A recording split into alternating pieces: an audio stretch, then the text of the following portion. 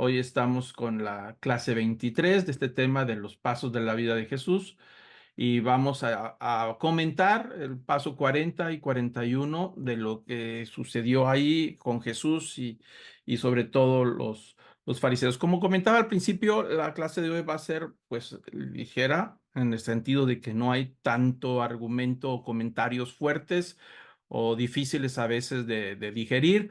La semana que entra sí nos toca el paso 42. Jesús está en Jerusalén y ahí hay unos encuentros muy importantes con el sistema de los fariseos y hay mucha enseñanza, pero mucha enseñanza que vamos a tener la próxima semana. Entonces, pues bueno, vamos a empezar entonces con el paso 40.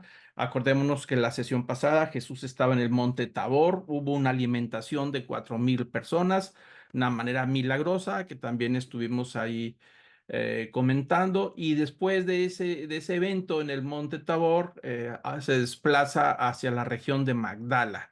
Y Magdala, pues ahí como vemos la foto, ahí están unas ruinas de donde es un poblado al lado del mar de Galilea, que es Magdala, de donde viene la famosa Magdalena. ¿Se acuerdan de la Magdalena? Bueno, pues viene precisamente de ahí, por eso se llama Magdala, el pueblo o el lugar. Y esta mujer, cuando dicen Magdalena, no es que se llamara Magdalena, es que más bien venía de Magdala y por lo tanto pues era Magdalena por venir de Magdala, ¿no? Entonces ahí tenemos una foto de cómo están algunas de las ruinas y dice en Mateo 15, el versículo 39, dice que después de despedir a la muchedumbre, cuando estuvo ahí en el monte Tabor, en la multiplicación de los panes, dice que subió una barca y se fue a la región de Magadán, que es una de las traducciones que algunas Biblias también lo traducen como Magdala o Magadán, cualquiera de las dos, ¿no? Entonces ahí vemos que hay un desplazamiento desde el monte Tabor, se va, cruza el mar de Galilea y se va a este poblado a las orillas del mar de Galilea, ahí en Magdala, ¿no? Y ahí tiene un encuentro con los fariseos y los saduceos que demandan una señal a Jesús. Y lo vamos a ver en Mateo 16, del versículo 2, iniciando más bien desde el número 1 al versículo 4, ¿no? Dice que entonces los fariseos y los saduceos se acercaron a Jesús para ponerle a prueba, le pidieron que les mostrara una señal del cielo. Vale la pena comentar estos dos grupos, ahorita lo vamos a comentar con un poquito más detalle. ¿Quiénes son estos grupos, los fariseos y los saduceos? Pero notemos que se acercan a Jesús para ponerle a prueba. Es decir, quieren provocarlo a que haga o diga algo que sea motivo de blasfemia o que sea motivo para aprenderlo. Ya en este momento de lo que llevamos avanzado de las lecturas de los evangelios, ya en este momento ya han pasado casi 2 años desde que Jesús empezó a ministrar después de el bautismo en el Jordán. Y por supuesto, ya la fama de Jesús muy extendida y muy fuerte, la popularidad. Y esto ya incomodaba, por supuesto, a los fariseos, a los saduceos, que son de los grupos que gobiernan sobre todo la parte de Judá, donde está el templo, Jerusalén, y son los líderes, entre comillas, religiosos que toman el rumbo. Y Jesús, con su predicación, con su mensaje, y en algunas ocasiones tuve encuentros con ellos, como lo hemos estado estudiando, bueno, por supuesto, eso también provoca que los fariseos están buscando la manera de que Jesús caiga en un error, por decirlo de esa manera. Por eso dice ahí el versículo, el versículo 1, que están estos grupos de personas quieren ponerlo a prueba para que haga algo. Y entonces dice, danos una señal del cielo. Ellos están pidiendo, danos una muestra de que tú eres quien dices que eres, ¿no? Y parece irrisorio porque, como hemos comentado en las sesiones pasadas, en un gran número de ocasiones se hicieron milagros delante de los fariseos cuando, acuérdense de aquel pasaje cuando Jesús sana a un hombre paralítico que lo bajaron por el techo de la casa donde estaban, pues ahí había fariseos y lo cuestionaron a Jesús.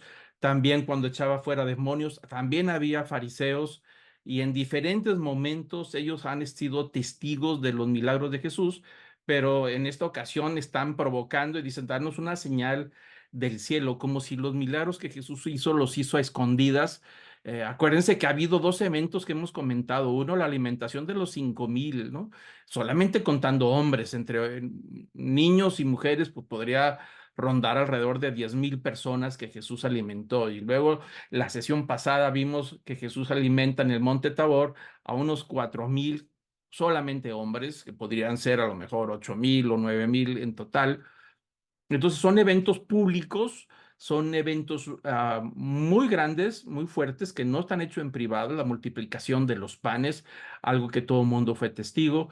Entonces es claro que la intención de estos fariseos y saduceos no tiene como propósito conocer a Jesús y acercarse a él para aprender de él, sino más bien quieren provocarlo a que haga algo o diga algo que sea motivo de aprehensión.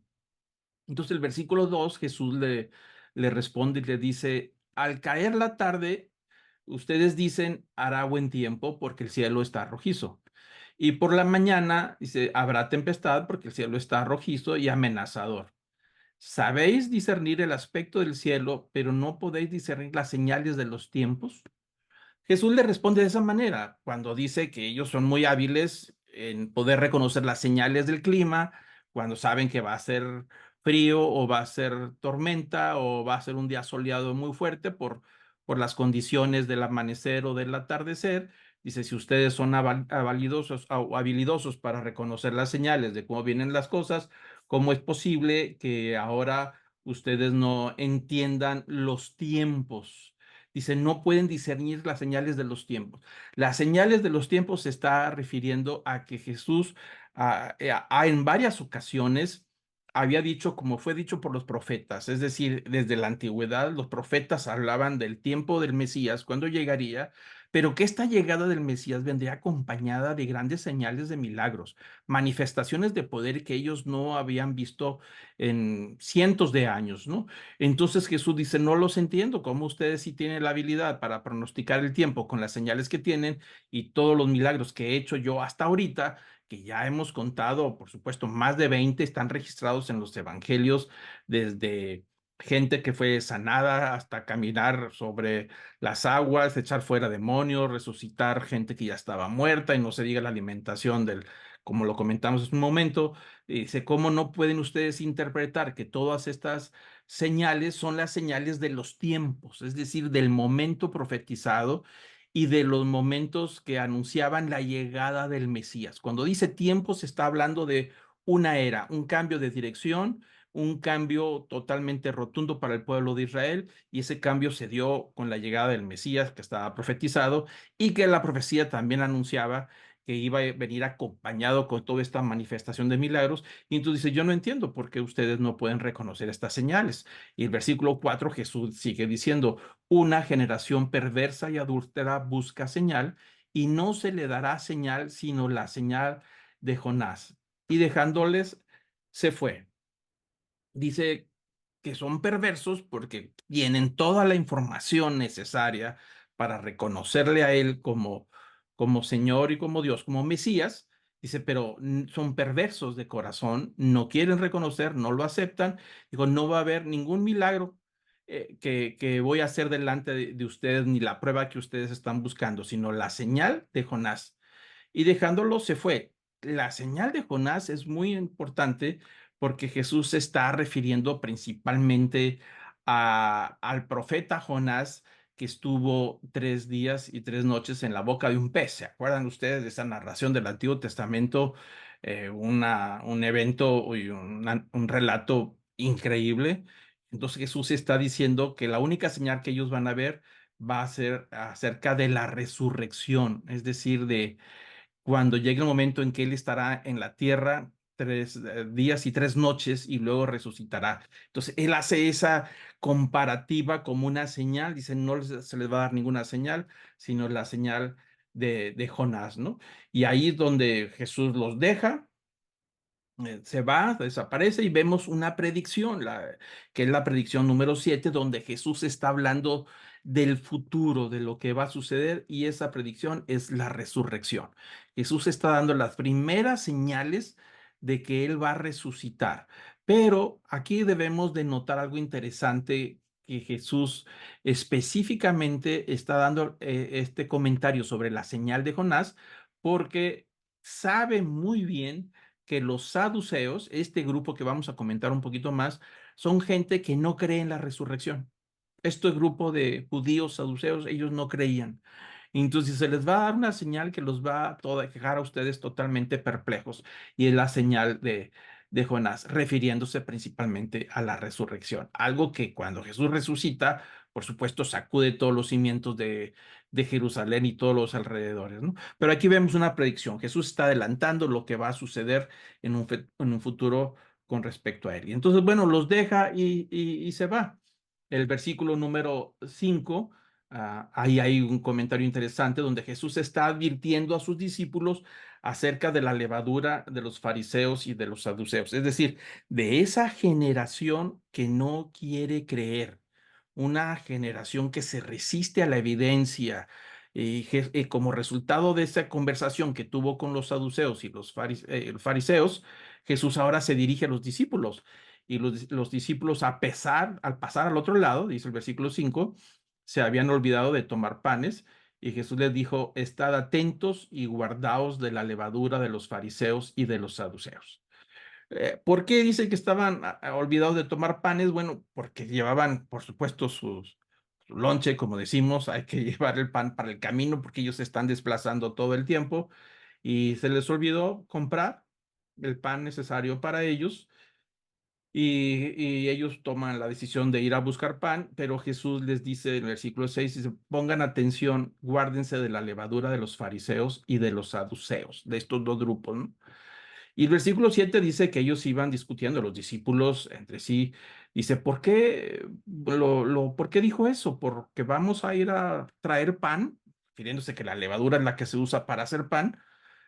Versículo 8, pero Jesús, dándose cuenta de la discusión de ellos, dice, hombres de poca fe, ¿por qué discutís entre vosotros que no tenéis pan? ¿Todavía no entendéis ni recordáis los 5 panes para los 5,000 y cuántas cestas recogiste? Ni los 7 panes para los 4,000 y cuántas canastas recogiste. ¿Cómo es que no entendéis que no os hablé de los panes? Pero guardaos de la levadura de los fariseos y saduceos. Entonces entendieron que no les había dicho de que se guardaran de la levadura de los panes, sino de la enseñanza de los fariseos y los saduceos. Y ahí en este evento sale algo interesante, ¿no? Porque hay un énfasis y un acento importante acerca de la levadura. Pero ¿por qué la levadura? Bueno, todos sabemos, o al menos a la gran mayoría sabemos, que la levadura lo que hace es precisamente fermentar una masa nueva y la descompone, si lo queremos decir de esa manera, la hace que se infle por esa exposición a esos hongos, que es un tipo de hongo que se multiplica rápidamente y eso hace que el pan se pueda pues agrandar, entrar en ese proceso para después ser horneado y comido. Entonces la levadura era parte de la vida diaria de lo que ellos usaban.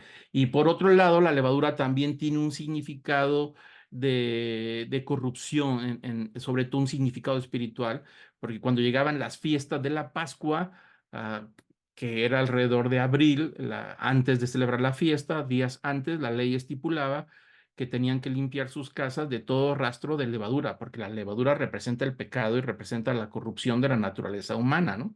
Entonces había que hacer limpieza de echar fuera toda la levadura para purificar la casa y ahora sí que la casa está purificada, pues ya pueden entonces ejercer la fiesta de la Pascua y celebrar los ritos necesarios de la purificación, como debe de hacerse.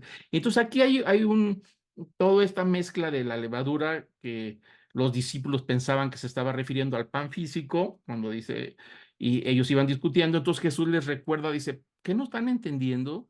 Dice, si no estoy hablando de pan físico, pues no multipliqué los panes de 4,000 gentes ahí y luego otro de 5,000, pues tengo el poder para volver a multiplicarlos si quisiera. No están entendiendo ustedes a qué me estoy refiriendo. Dijo, me estoy refiriendo a la enseñanza de los fariseos que se comporta como una levadura que contamina, que se extiende y que leuda toda la masa, ¿no?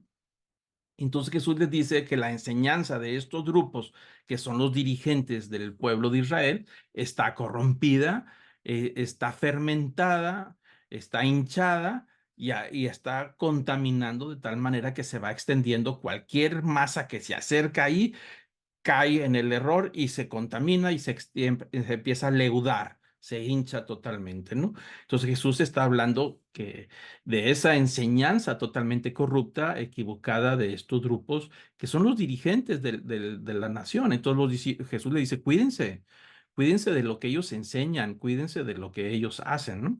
Los fariseos y los saduceos. Y vamos a comentar un poquito acerca de estos dos grupos que ya hemos hablado en el pasado acerca de los fariseos. ¿A qué se refería Jesús con la levadura de los fariseos? Pues la vida de los fariseos básicamente consistía en mantener unas apariencias de lo que realmente no eran, es decir, una apariencia de religiosidad, una apariencia de pureza, una apariencia de que ellos eran los santos exclusivos ahí de la nación. De hecho, la palabra fariseo significa separatistas, es decir, les decían separatistas porque ellos no se acercaban con el pueblo común ni con mucha gente porque sentían que ellos estaban ritualmente puros porque cumplían con todas las exigencias de la ley. Pero aparte de eso, eran famosos porque les gustaba que todo el mundo pensara que ellos eran los mejores judíos y perfectos judíos.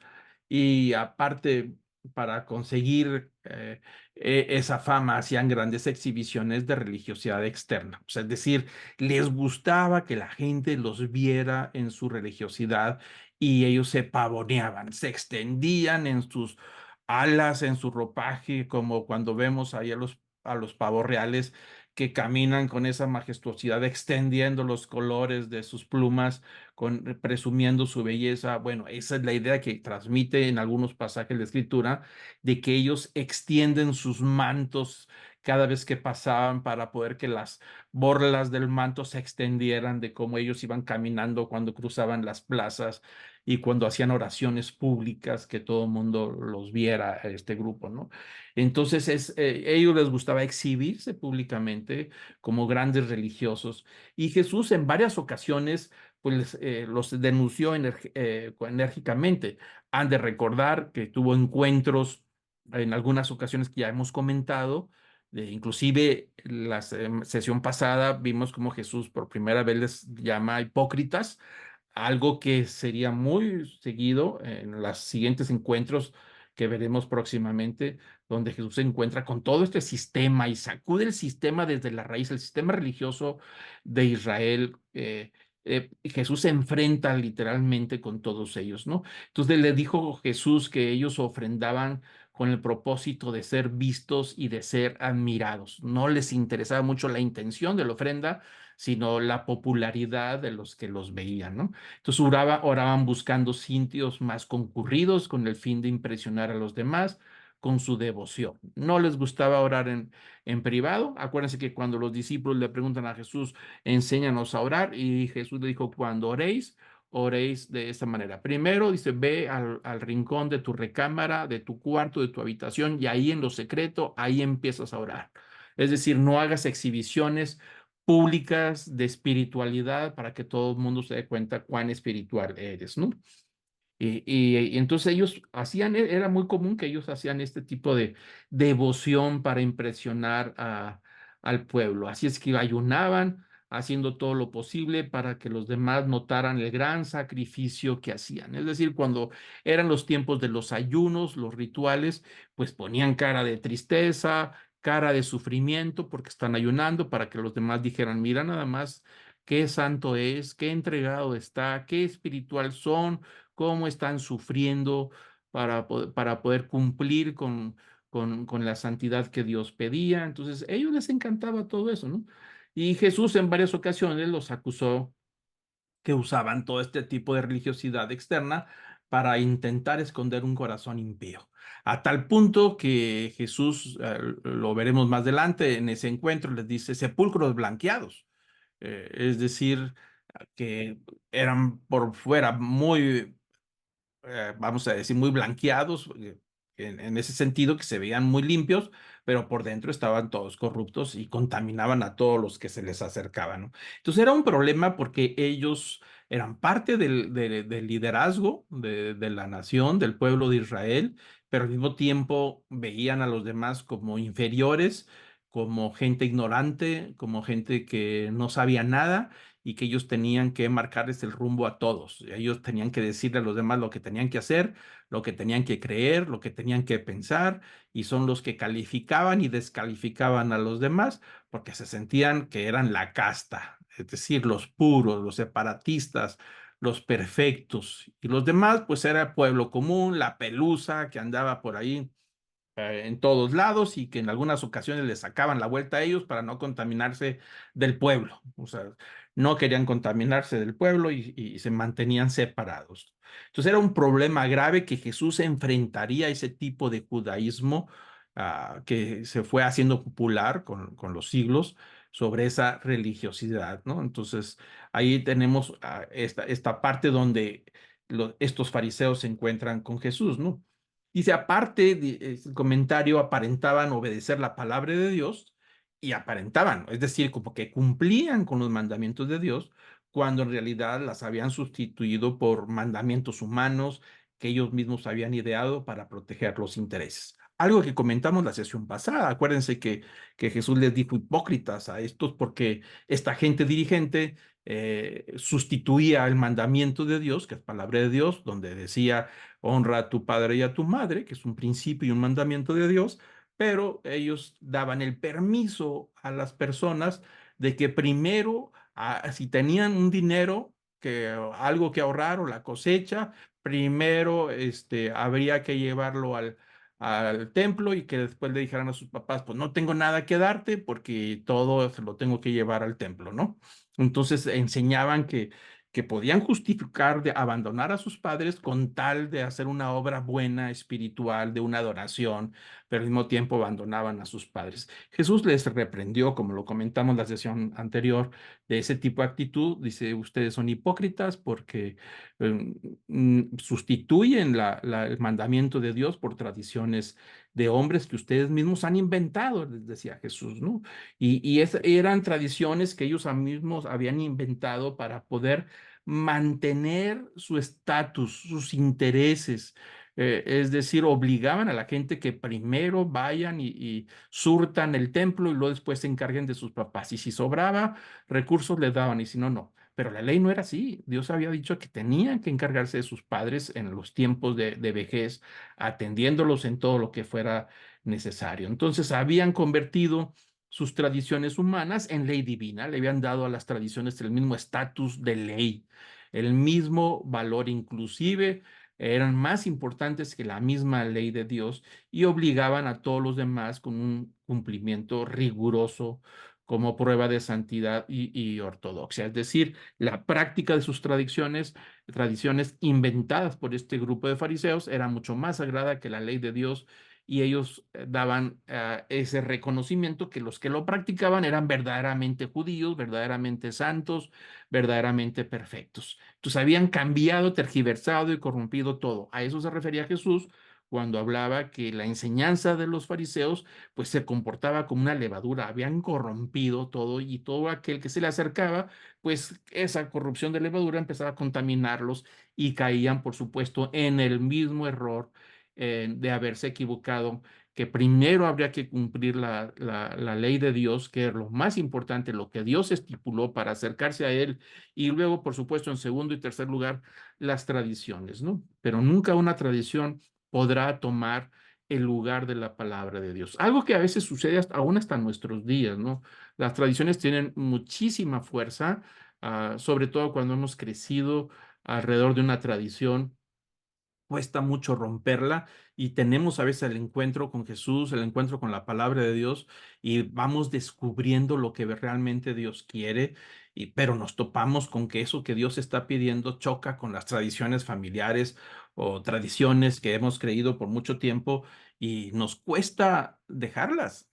Es más duro dejar una tradición que cumplir la ley de Dios. Entonces Jesús hablaba sobre ese gran daño que esta gente había ejercido sobre el pueblo de Israel, que les había cimentado a esta gente las tradiciones que estaban por encima de la palabra de Dios y se habían olvidado que realmente la palabra de Dios era la que purificaba a las personas. La ley de Dios era perfecta, como dice el Salmo 119, que purifica el alma, que es un nutriente para el corazón, todos los beneficios que tiene que ver con la palabra de Dios, ¿no? Entonces, aquí vemos por qué Jesús está diciendo que toda esa enseñanza falsa, hipócrita, de apariencias, tenía como objetivo mantener el estatus de toda esta gente, mantener el poder, mantenerse donde ellos estaban y, por supuesto, mantener al pueblo en ignorancia.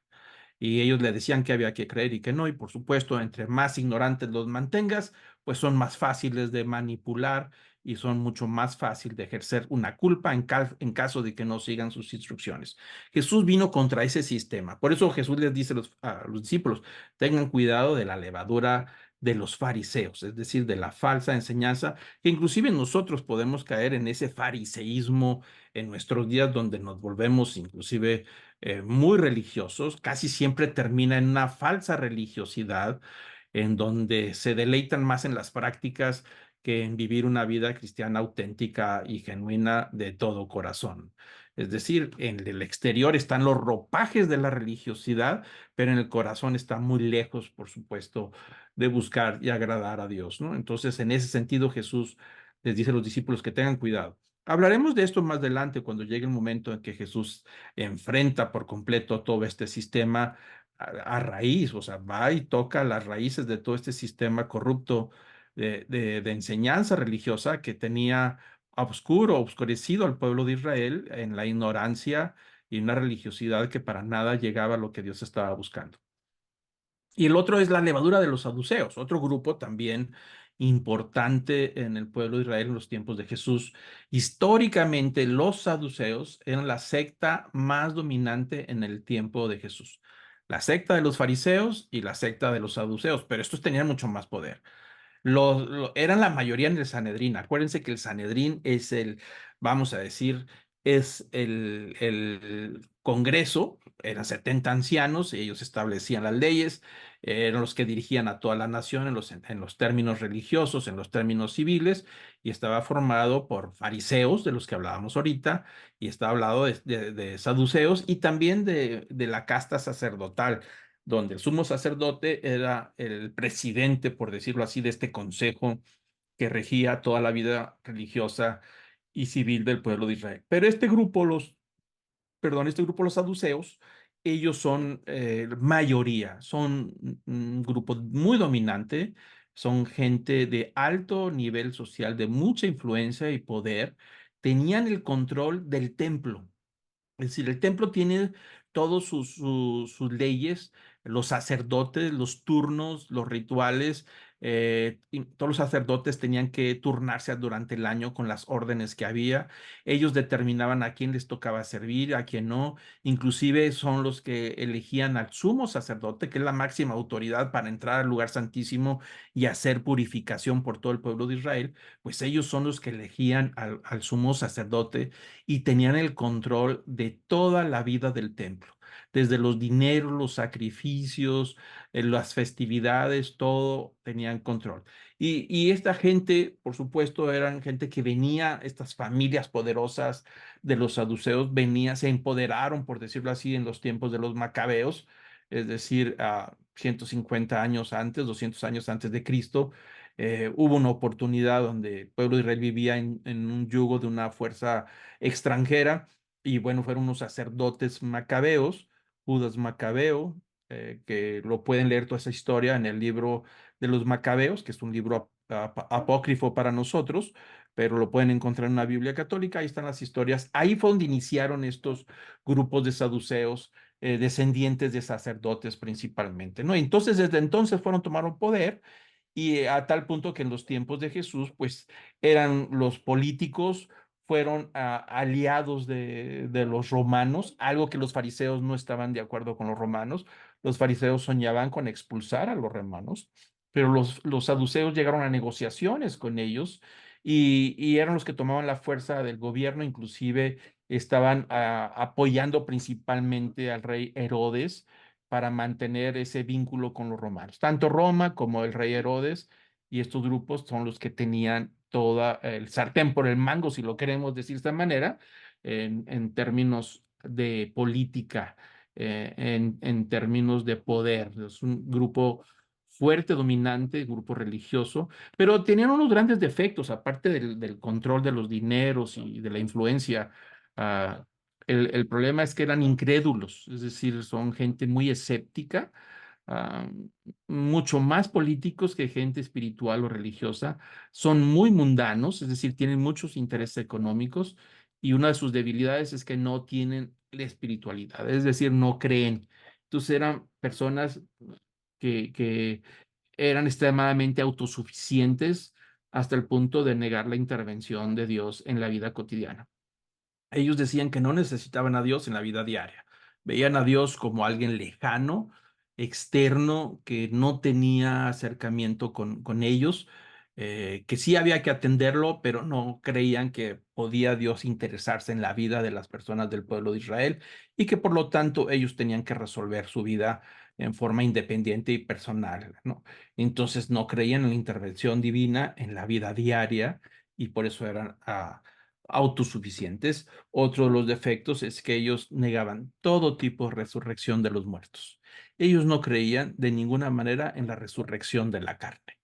Jamás lo creyeron, inclusive cuando se toca el tema, como Jesús les da esta señal, la señal de Jonás, de eso, acerca de la resurrección, por supuesto, a ellos les incomoda esta declaración, ¿no? Y estos grupos también negaban la vida después de la muerte. Como les acabo de decir, no creían en el infierno, ni siquiera creían en un cielo nuevo, una tierra nueva, un mundo nuevo, en el paraíso, si lo queremos ver de esa manera. Ellos no creen que haya vida después de la muerte. Decían, tú te mueres y se acabó, ya no hay nada, ¿no? Entonces, por lo tanto, ellos sentían que había que poner más atención a la vida en este mundo, es decir, vive la vida y es la única que vas a tener porque después de la muerte no hay nada. Y entonces, pues, trata de vivir lo más que puedas y aprovechar las oportunidades que tienes enfrente, ¿no? Entonces, no consideraban ni la voluntad de Dios ni la ley de Dios, aunque ellos creían en Dios, pero no pensaban que Dios tenía interés en ellos, ¿no? Entonces ellos afirmaban que el alma moría al momento de morir, también moría el alma, por lo tanto no existía infierno y tampoco había una recompensa final, un cielo nuevo, una tierra nueva, es una resurrección de la carne, pues no lo creía. Entonces imagínense el pueblo gobernado por este tipo de personas, estaban totalmente confundidos, ¿no? Y el cuarto punto de lo que ellos creían pues negaban la existencia de un mundo espiritual, es decir, ni siquiera creían en ángeles ni demonios. Por esa razón, los saduceos no creían en el exorcismo, no creían que Jesús había liberado a esta gente endemoniada, porque decían, no hay demonios, no existen los demonios, no existen los ángeles, no existe nada más que lo que hay en esta tierra. Lo que estamos viendo es lo único que hay y cuando se acabe, se acabó todo. Entonces, con esto tenemos al menos una idea de cómo el pueblo de Israel estaba luchando con este tipo de grupos de gente que los dirigía. Por un lado está la levadura de los fariseos, ultra religiosos en apariencia, pero no había contenido en su vida diaria basado en tradiciones. Y por otro lado, un grupo dominante que no cree en nada, que creía en un Dios y creía que había hacerle sacrificios, pero pues no creían. Y era la mayoría del Sanedrín, del consejo. Entonces, por eso Jesús, cuando hemos leído ahí en varias ocasiones en las clases pasadas que Jesús veía al pueblo de Israel y dice que sentía compasión por ellas, porque veía al pueblo de Israel como ovejas sin pastor. Es decir, sin rumbo, sin dirección, sin alimento espiritual, sin cuidados, estaban abandonados totalmente de la élite religiosa. Los encargados de marcar el rumbo, la dirección y los cuidados de la nación estaban ocupados en haciéndose ricos ellos mismos y no les interesaba el pueblo, ¿no? Entonces, por eso Jesús dijo, orad al Padre, el Señor de la mies, que mande más obreros a la cosecha. Decía, hay mucho que hacer, decía Jesús a los discípulos, hay mucho que trabajar. El pueblo está sin rumbo, sin dirección, necesita cuidados. Cuando vemos el Sermón del Monte, que también lo estudiamos aquí, bienaventurados los pobres que tienen hambre y sed de justicia, pues esa es la razón por la que los pobres tenían hambre y sed de justicia, porque no había quien les hiciera justicia. Cada uno de estos grupos estaban ocupados en sus intereses personales, ¿no? Y los fariseos religiosos no se conectaban con los pobres porque los veían todos como imperfectos, no se podían acercar por temor a perder su pureza levítica, ¿no? Todas las bienaventuranzas, si las léalas a la luz de lo que estamos comentando y va a adquirir un significado nuevo cuando Jesús está hablando de los bienaventurados, ¿no? Habla de los pobres, de los que tienen hambre y sed, todo eso está hablando de la condición en que se encontraba el pueblo de Israel, ¿no? Por esa razón, cuando Juan el Bautista empieza a bautizar anunciando que el reino de los cielos está cerca, pues las cantidades de gente se animó y volvió a tomar esperanza de que Dios se había acordado de ellos. Cuando conocen a Jesús y ven los milagros, el poder que tiene de la multiplicación de los panes, de la resurrección, de echar fuera demonios, pues ahora entendemos por qué tenían varias ocasiones, trataron de levantarlo y llevarlo en hombros y declararlo el rey de Israel, pero Jesús se les escapaba porque no era el tiempo, ¿no? Lo comentamos en varias ocasiones, pero podemos entender que no tenían esperanza, no había un liderazgo que seguir, una medida estándar para decir, vamos a seguir los pasos de estos líderes. Pues no, los saduceos, así se hacían llamar ellos como descendientes de los sacerdotes y se sentían con esa realeza de poder controlar los intereses de la nación y los vendieron a los romanos. Son los saduceos los que se pusieron de acuerdo con el Imperio Romano para poder establecer la monarquía de Herodiana, de Herodes. Acuérdense que hemos hablado del rey Herodes y sus hijos, los Herodes, y eso fue un acuerdo que llegaron. Inclusive ellos guardaban las vestiduras sacerdotales del sumo sacerdote cuando venía el momento de la purificación anual y controlaban y manipulaban a los sumos sacerdotes. Los sumos sacerdotes se les inclinaban a ellos, hacían lo que ellos querían. Estos decían, esta gente dominante, ¿no? Entonces había todo un nivel de corrupción totalmente extrema entre los fariseos con toda esa corrupción de enseñanza religiosa y los saduceos que por supuesto tenían más intereses políticos, económicos, de mantener la influencia en la nación y sus arreglos y sus acuerdos con Roma y con los reyes, los Herodes, que descendientes del rey, toda esta monarquía, que era una monarquía usurpadora, porque no eran ni siquiera judíos estos Herodes, ¿no? Eran idumeos, pero tenían todo el aparato bien armado en ese momento, cómo estaba el sistema y quién sufría, pues el pueblo de Israel. Ellos armaban y desarmaban con los romanos y con los Herodes y mantenían el estatus como se encontraba. Es en ese ambiente que viene Jesús y empieza a predicar. ¿Y a quién sacude su predicación, su mensaje? Por supuesto, a los fariseos, que les llamaba hipócritas, y a los saduceos, que por supuesto los acusaba de ser incrédulos y de mantener todo este estatus para beneficio personal, que habían transmitido al pueblo que no se preocupara, que no había nada en el futuro y que se muere uno y se acabó todo. Entonces estaban totalmente desprotegidos, sin rumbo. Por esa razón, cuando oían hablar a Jesús, decían, nunca hemos oído hablar a alguien como él. No conocemos a alguien que nos hable de esa manera como Jesús nos habla. Tenían hambre de la palabra de Dios, tenían hambre de escuchar una palabra de esperanza, de perdón, de reconciliación. Todo eso era lo que Jesús vino a traer en su momento apropiado. Entonces ahí tenemos una perspectiva, ligera perspectiva de estos grupos de los cuales Jesús se está encontrando en ese momento, ¿no? Paso 41 de Magdala, ahora se dirige a Bethsaida, que es otro poblado enfrente del mar de Galilea, después de la discusión de los fariseos y después de decirle a los discípulos que se cuidaran de esas enseñanzas de la incredulidad y del fariseísmo, o sea, el legalismo religioso. Entonces ahora está en Bethsaida, del otro lado de Magdala, y ahora hay un evento también ahí que se está presentando, ¿no? Marcos 8, 22, ahí donde nos da un registro de Jesús sana a un ciego. Dice el versículo 22, dice, vino luego a Bethsaida y le trajeron a un ciego y le rogaron que lo tocase. Entonces, tomando la mano del ciego, le sacó fuera de la aldea y escupiendo en sus ojos, le puso las manos encima y le preguntó si veía algo. Esta narración es interesante de lo que está sucediendo porque le llevan a este ciego y Jesús lo toma y lo saca del pueblo. Es algo que no a veces entendemos totalmente. Quiere hacer este milagro en privado y como que ya los tumultos de las ocasiones pasadas que comentamos que lo quieren hacer ya rey y lo quieren llevar en hombros hasta Jerusalén para declararlo rey y que Jesús se les escapa en varias ocasiones porque dice que no es el tiempo, me da la impresión de que este milagro lo está haciendo pues en secreto, que no esté delante de las multitudes, ¿no? Y se lo lleva de la mano y le puso, escupe sobre sus ojos. Yo no entiendo por qué tendría que escupir, como si no tuviera poder para hacerlo de otra manera, pero bueno, él escogió diferentes métodos, no es un método de sanidad, es decir, no porque él lo hizo tenemos que hacerlo nosotros para sanar a otra persona, pero él lo hizo de esa manera y le puso las manos encima, sobre sus ojos y le pregunta, ¿ves algo?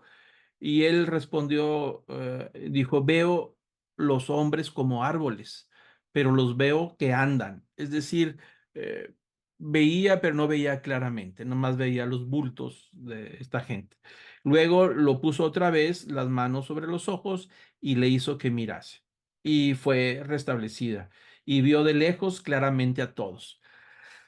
Hay muchas preguntas sobre esto, no las tengo las respuestas, por supuesto. Jesús no da cuenta ni por qué lo hizo así, de esa manera, como si la primera vez no quedara bien o lo hizo intencionalmente, no lo sabemos.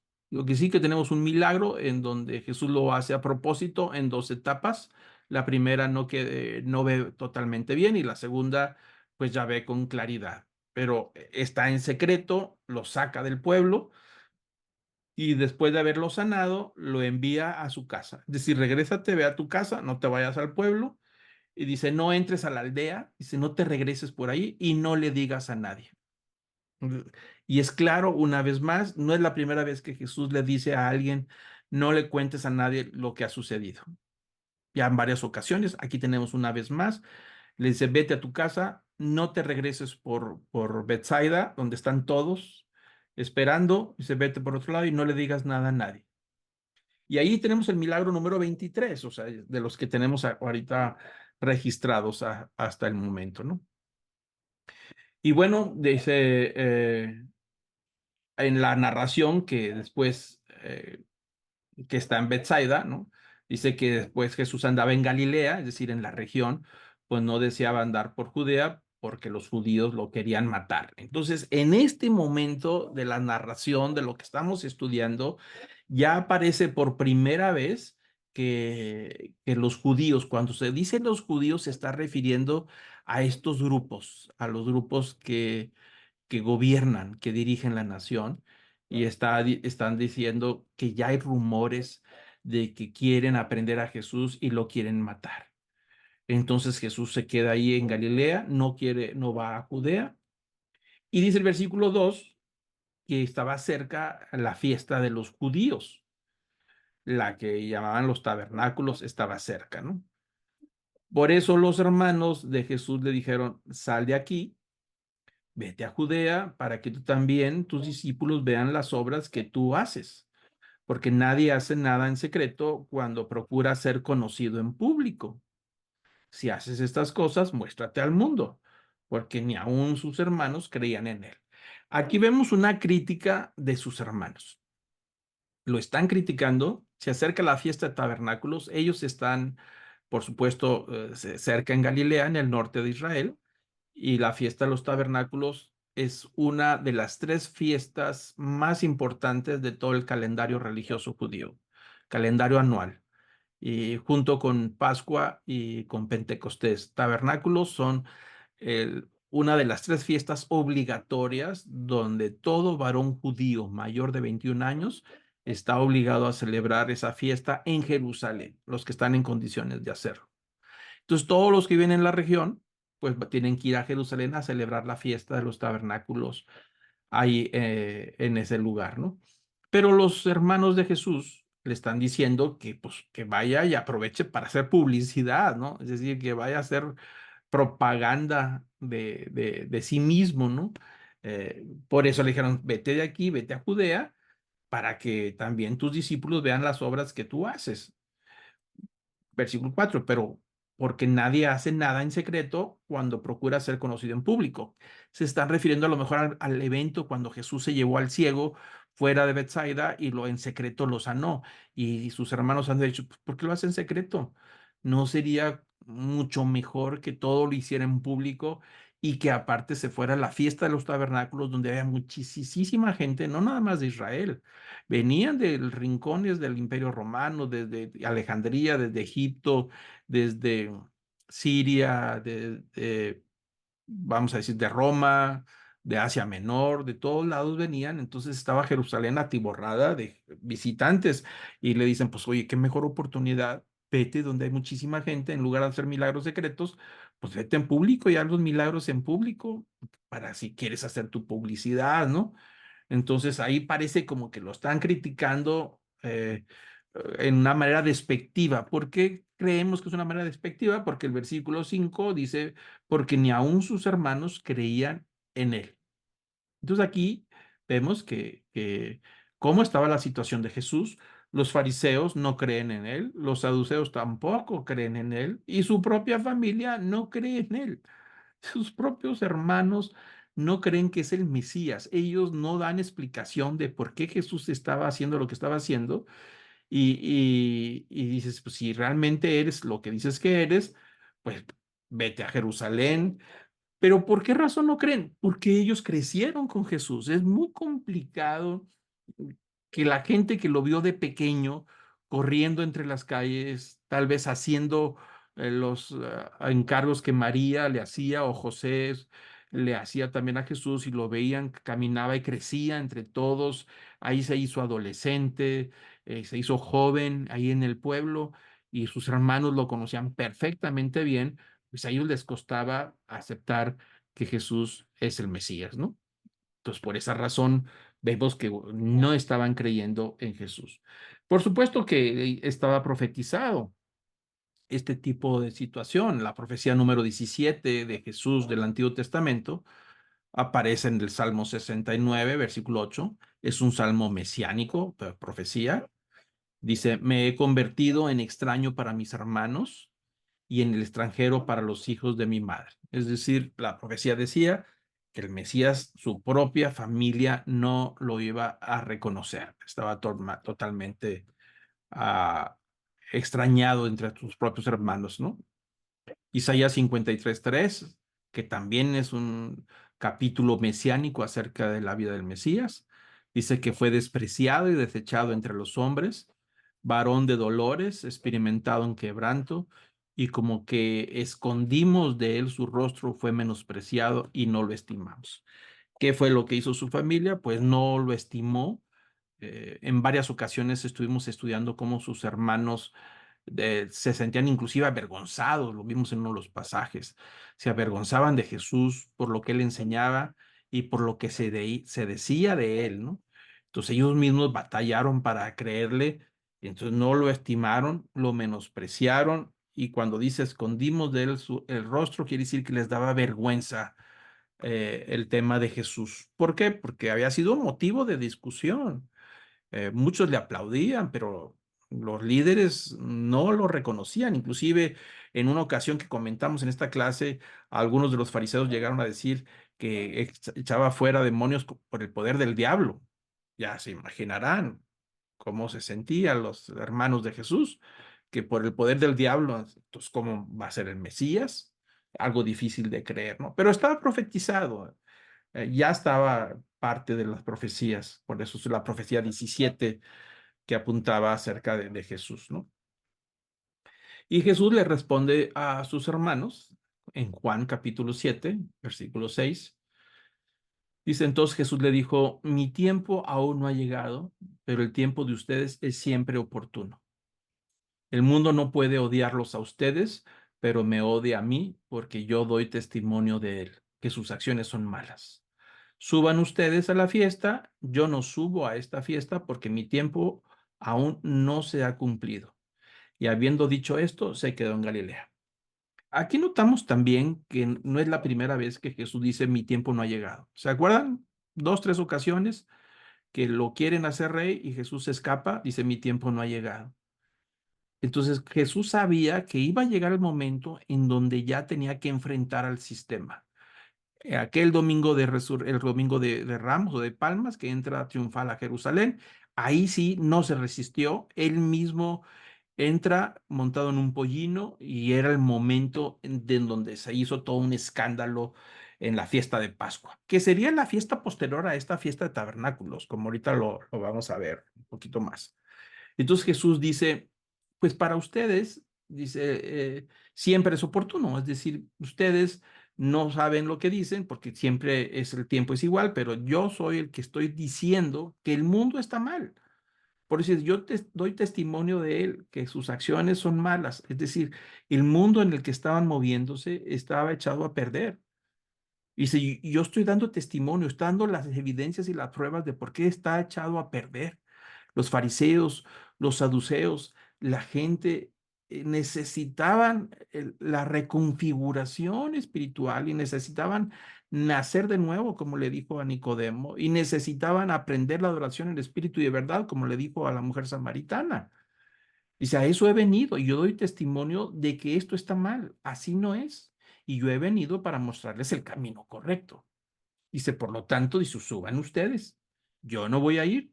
¿Por qué? Porque mi tiempo no se ha cumplido. Y ahí es donde dice Jesús, no he terminado la tarea de la predicación, de la revelación del Padre. Por eso, si yo voy y hago y empiezo a predicar, pues eso va a provocar un desencadenamiento de hechos que lo va a llevar a la crucifixión. Pero no era el momento. Él no había terminado todavía de la predicación y revelar al Padre. Por esa razón, él no quiere ir y dice el versículo 9, que habiéndoles dicho esto, se quedó en Galilea. Entonces, bueno, Mateo 13, versículo 55, nos da los nombres de unos de sus hermanos.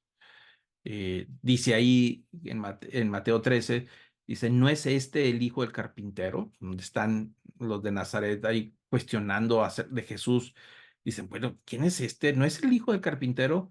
Y su mamá no se llama María, su madre no es María, y sus hermanos no son Jacobo, José, Simón y Judas. Estos llegaron a ser parte del grupo de Jesús, fueron figuras importantes con el tiempo. Hubo una conversión real cuando ya fueron testigos de lo que estaba sucediendo, ¿no? Entonces ahí están los nombres de los hermanos de Jesús, que son cuatro, que son reconocidos ahí como hermanos de Jesús. En su debido tiempo cambiaron de opinión por lo que había sucedido, por lo que habían visto, ¿no? Entonces, pues bueno, vemos que ahí está otra profecía cumplida de que no lo reconocería y que su tiempo no había llegado. Pero, sin embargo, hay un cambio de rumbo, hay un cambio de dirección de Jesús, aunque dijo que no iba a ir, parece que cambió de opinión. Al menos así lo dice el Evangelio de Juan capítulo 7, del versículo 10. Dice, pero cuando sus hermanos subieron a la fiesta, es decir, que se fueron desde el norte, si vemos el mapa de donde están en Galilea, o por donde estuvieran ahí con sus hermanos, ellos ya se desplazan hacia el sur, inician ese recorrido de estos peregrinos, si los queremos llevar de esa manera. ¿Por qué? Porque toda la gente del norte iba a la fiesta de tabernáculos. Tabernáculos es una fiesta que dura 7 días y se celebraba en Jerusalén. Así es que ellos iban preparados para estar un buen rato, ¿no? Entonces dice el versículo 10 que sus hermanos se fueron. O sea, Jesús dijo, yo aquí me quedo. Sus hermanos subieron a la fiesta y una vez que ya estaban sus hermanos allá preparándose para la fiesta, Jesús también subió, se fue a Jerusalén, pero dice que no se fue abiertamente, sino en secreto. Tal vez se fue no en los grupos que salían como peregrinos, donde iban todos en grupos para protegerse, para ayudarse en el viaje. Seguramente se fue a lo mejor solo con algunos de sus discípulos o vamos a decirlo de una manera discreta, como dicen por ahí, no haciendo bulto, que nadie se dé cuenta. Se fue en secreto a Jerusalén. Entró a Jerusalén de una manera eh, secreta, no sé si se puso un manto sobre la cabeza o algo para que no lo reconocieran. Él quería ir a celebrar la fiesta, como marcaba la ley, pero no quería que nadie se enterara que anduviera ahí. El versículo 11 dice, por eso los judíos, otra vez volvemos, cada vez que ustedes lean los judíos, se está refiriendo a fariseos, a los saduceos y a los demás grupos religiosos que estaban, las demás sectas. Dice, por eso los judíos buscaban en la fiesta y decían, ¿dónde está este? Es decir, ya había para ese momento la expectativa de los líderes religiosos esperando que Jesús hiciera presente en las fiestas del pueblo, en las fiestas obligadas, de cuando tiene que venir, tiene que aparecer, tarde o temprano llega. Da la impresión de que ya lo estaban buscando entre la multitud en Jerusalén, en el templo. Acordémonos que hay multitudes de gente, no es un día regular, es un día de fiesta. La fiesta de tabernáculos dura 7 días. Y lo andaban buscando. ¿Por qué? Porque seguramente ya lo querían aprender. Es decir, ya querían prender a Jesús, querían encarcelarlo y, por supuesto, hacerle juicio, como lo que sucedería en la siguiente fiesta, que sería la Pascua. Pero pues no lo encontraba, ¿no? Aquí está un calendario para más o menos entender dónde estamos. Eh, Están las fiestas de primavera, las de verano, las de otoño y las de invierno. De primavera, pues tenemos la fiesta de Pascua y de Pentecostés, que son fiestas muy, muy importantes. La fiesta de Pascua. La fiesta de Pascua es alrededor de abril y mayo, más o menos, por ahí, por esas fechas, principalmente abril, es por donde se da. Y la fiesta de los tabernáculos, que es la que pertenece a esta narración, que sucede esta conversación con sus hermanos, pues es alrededor de octubre, principios de octubre. La fiesta de tabernáculos se llama la fiesta de Sukkot. Es una palabra hebrea que significa cabaña, sukkah, significa cabaña en hebreo, y Sukkot, pues es el plural de la palabra sukkah. Y Sukkot es la palabra de la fiesta de los tabernáculos. Es una fiesta que es obligatoria para todo varón judío. La ley en Levíticos establece que se debe de celebrar una vez al año en esas fechas. Y es una fiesta para recordar que el pueblo de Israel estuvo 40 años en el desierto y ahí estuvo dependiendo del Señor, del alimento, del maná que les daban. Vivían totalmente a expensas de lo que Dios les daba. Entonces es una fiesta para recordar que una vez fueron esclavos, que una vez vivieron en el desierto, pero Dios los llevó a una tierra prometida y ahí construyeron ciudades, ahí se establecieron, ahí prosperaron, ¿no? Entonces la fiesta tabernáculos es la fiesta donde se hacen cabañas de ramas, de palma, de ciertos árboles. Se sigue haciendo hasta la actualidad. Quiero decirle que todavía en Israel va a los principios de octubre y ahí está la fiesta de los tabernáculos, ¿no? Y los judíos, sobre todo los judíos religiosos, siguen practicándolo y aquel que tiene en su jardín suficiente espacio, pues ahí va a construir una cabaña de palmas, de ramas, y los que no, pues en las calles, pueden pasar por las calles y hay muchísimas casas hechas de ramas, cobertizos, si lo queremos ver así, por toda la ciudad o en que tenga comodidad en su casa, jardín amplio, ahí la construye. Y entonces por 7 días ellos comen ahí, cenan ahí en esa cabañita, inclusive algunos duermen ahí, se cambian a vivir ahí temporalmente en esa cabaña como parte de la celebración. Y el propósito es celebrar la alegría de la libertad, la alegría de la prosperidad, la alegría de que Dios les ha dado el sustento, la cosecha, de que les ha dado una tierra, les ha dado ciudades, les ha hecho libres. Y es una fiesta de celebración, es una fiesta que se junta con la fiesta de los últimos frutos también. Y está cerca la fiesta del perdón, el famoso Yom Kippur, el Día del Perdón. Son fiestas muy cercanas. Entonces, pues algunos viajaban a Jerusalén y aprovechaban para a estar en las dos fiestas que son importantes, ¿no? Entonces, esta fiesta tiene muchísima enseñanza porque finalmente Jesús fue a Jerusalén y es durante la fiesta de tabernáculos que Jesús trae una enseñanza muy importante. que vamos a comentar. Nos va a llevar unas 2 o 3 clases solamente comentar lo que Jesús enseñó en tabernáculos. Si usted ve el calendario, desde tabernáculos, que es finales de octubre, principios de octubre, hasta el siguiente año, pasa por noviembre, diciembre, enero, febrero, marzo, y abril es Nisan. Ahí está el mes de Nisan, que es el mes religioso, el inicio del año religioso, y ahí está la Pascua. Sería en la siguiente fiesta, la Pascua, cuando se da el momento en que Jesús entra triunfal a Jerusalén montado en un pollino. Sería en la siguiente fiesta. Como puede ver, en estos meses que quedan, 6 meses o 7 entre tabernáculos y Pascua, es donde se da el desenlace más fuerte. Si ven el libro El Evangelio de Juan, en este momento vamos en el capítulo 7 y 10, pero pasando estos capítulos, que son 3 capítulos básicamente los que vamos a estudiar, todo lo demás, el resto del libro está casi dado en los últimos días de la vida de Jesús, en el Evangelio de Juan. Casi todo el Evangelio de Juan está dado en los últimos días de la vida de Jesús, alrededor de Nisan, de abril, la fiesta de la Pascua, sus días anteriores. Entonces hay bastante información, pero hoy nos vamos a concentrar, por supuesto, nada más en tabernáculos, la enseñanza de cuando Jesús dijo, yo soy la luz del mundo, algo muy interesante.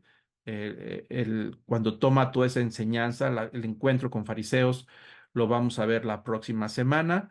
Lo vamos a distribuir en 2, 3 clases. Vamos a leer no los 3 capítulos, vamos a brincar algunas partes, si no nos llevaría demasiado tiempo, pero vamos a agarrar los temas más importantes para poder entender lo que Jesús quería decir, la enseñanza muy importante en la fiesta de tabernáculos. Para poder leerlo, vamos a explicar un poquito más la próxima semana y entrar en la enseñanza de Jesús sobre la fiesta de los tabernáculos. Entonces, vamos a terminar hasta ahí, vamos a dejar la clase y concluir, y la próxima sesión, pues ya estaremos entrando a la fiesta de los tabernáculos con la enseñanza de Jesús, que me parece que es muy, muy, muy importante lo que vamos a ver. Entonces, yo le pido que incline su rostro, que cierre sus ojos para terminar esta sesión.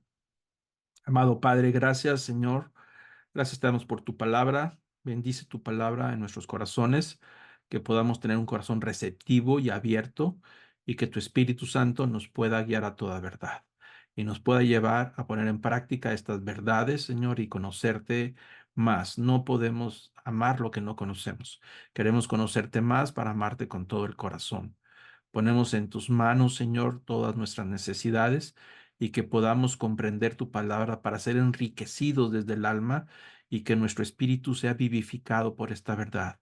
Ilumínanos con tu espíritu y trae claridad a nuestro pensamiento y a nuestro corazón, y que podamos, Señor, alegrarnos, Padre, de esta enseñanza, de las verdades que has traído, de la revelación que has traído, Señor, y del alimento para nuestra alma que nos da ese nuevo nacimiento. Gracias, Señor, por esta palabra. Te pido, Señor, que podamos quitar de nuestra vida el legalismo, la religiosidad, que es una levadura que nos contamina, que siempre andemos en humildad y en sencillez, reconociendo a los demás sin importar su condición social, que siempre podamos reconocer que tú los usas, que siempre seamos humildes, que quites de nosotros toda presunción religiosa o espiritual, a todo legalismo que mida a las personas por su comportamiento religioso, Señor, sino que podamos vivir una vida sencilla, auténtica en el espíritu, siendo verdaderos adoradores en espíritu y en verdad, entendiendo que es nuestra relación contigo la que nos permite nacer de nuevo y no el sistema religioso. Líbranos, Señor, de la levadura de los saduceos, de la incredulidad, del escepticismo, Señor, de la falta de esperanza y de fe de la vida futura. Que no caigamos en las trampas de nuestros días, en donde se cuestiona sobre tu segunda venida, sobre la resurrección de la carne, sino que podamos creer que hay un mundo espiritual paralelo que ahí está entre nosotros, y que un día te vamos a ver cara a cara, que un día regresarás por nosotros, y que habrá la resurrección de la carne en una vida nueva, en un cielo nuevo, y que vendrás una vez más por todos los que han creído y hemos creído en ti. Gracias, Señor, por esas promesas, y nos mantenemos fieles a tu verdad, esperándote que un día te veremos cara a cara. Gracias, Señor, en el nombre de Cristo Jesús. Amén.